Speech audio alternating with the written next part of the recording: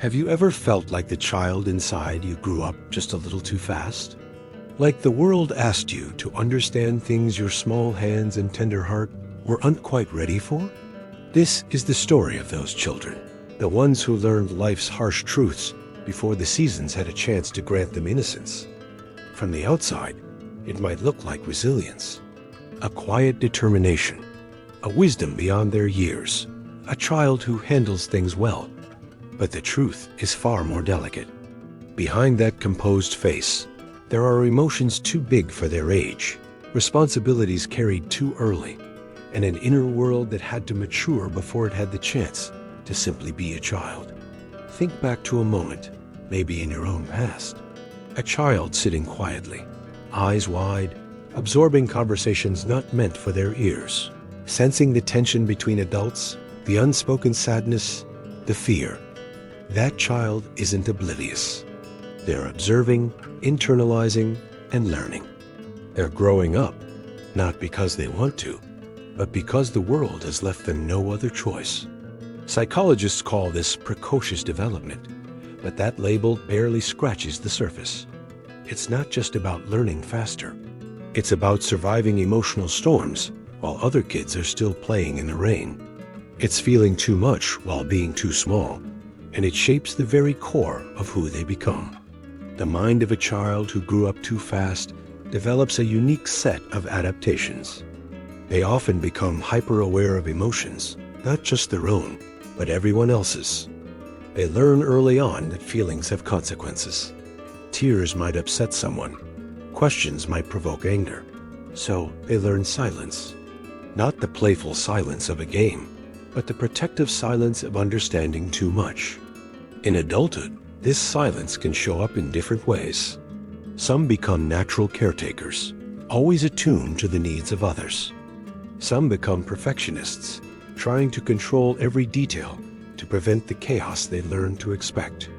And some become withdrawn, quietly navigating life, never revealing the storm they carry inside. These are all echoes of lessons learned far too soon. Trauma isn't always a big, catastrophic event. Often, it's the slow accumulation of responsibility, of unmet emotional needs, and of premature understanding. The child who had to take care of siblings, translate for adults, or hide their sadness to avoid being a burden every small demand shaped their mind, building a foundation of hyper-responsibility. And here's the paradox.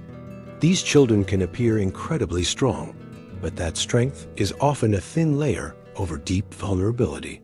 They might excel in school or seem surprisingly independent, but inside, a constant tension simmers. It's the tension between the part of them that just wants to be a kid and the part that knows too much, too soon. It's common for these adults to wrestle with their identity. Who are they beyond the responsibilities they mastered as a child?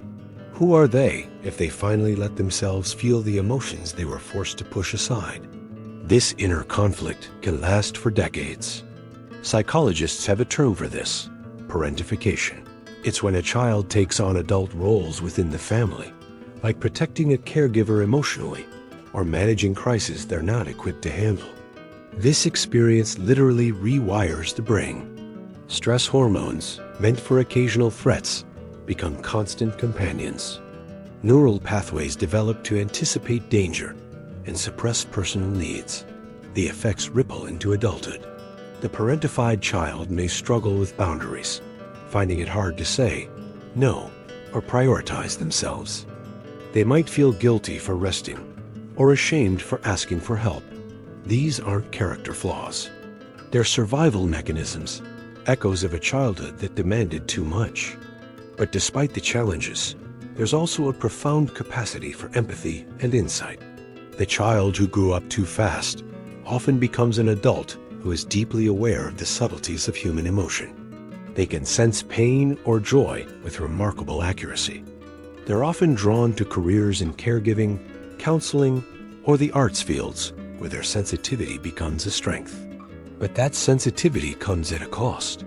They can get easily overwhelmed, emotionally exhausted by environments that demand openness without support. It can be hard to relax when your body and mind are still wired for the vigilance you learned as a child. Consider the inner dialogue. I know I should enjoy this, but I feel the weight of everything. I want to rest, but I'm already anticipating what everyone else needs. These thoughts are the mind's way of negotiating a childhood that ended too early. The long-term impact is profound. Studies show these adults often have heightened anxiety, a constant state of alertness. Social interactions can feel like a performance. Emotional fatigue is a frequent companion. Perfectionism can become a coping mechanism, a shield to protect them from the chaos they once knew. But it can also become a prison, a relentless demand on a mind that never got to just rest. Relationships are another complex area. It can be hard to trust, fearing that intimacy will just bring more expectations. They might swing between extreme independence and a deep longing for connection. Love can be both desperately wanted and terrifying, but healing is possible. It's a journey of reclaiming the self that was forced to mature too soon. It's about reconnecting with the child within and learning that it's safe to rest, to be imperfect, and to need others. Therapy can provide a safe space for this, giving permission to process emotions that were never fully explored. Mindfulness and self-compassion are powerful tools.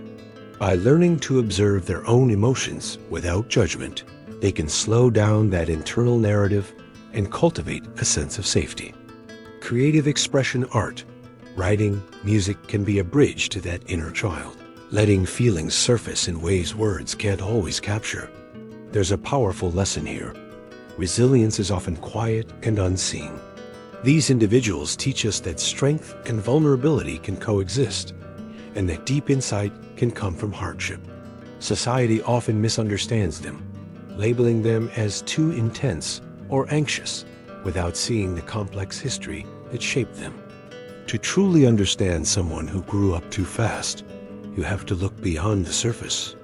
Notice the way they pause, the way they sense tension, the way they anticipate the emotions of others, and most importantly, offer patience and compassion. Healing also involves reclaiming joy. It's learning to indulge in play and spontaneity, which can feel like an act of courage.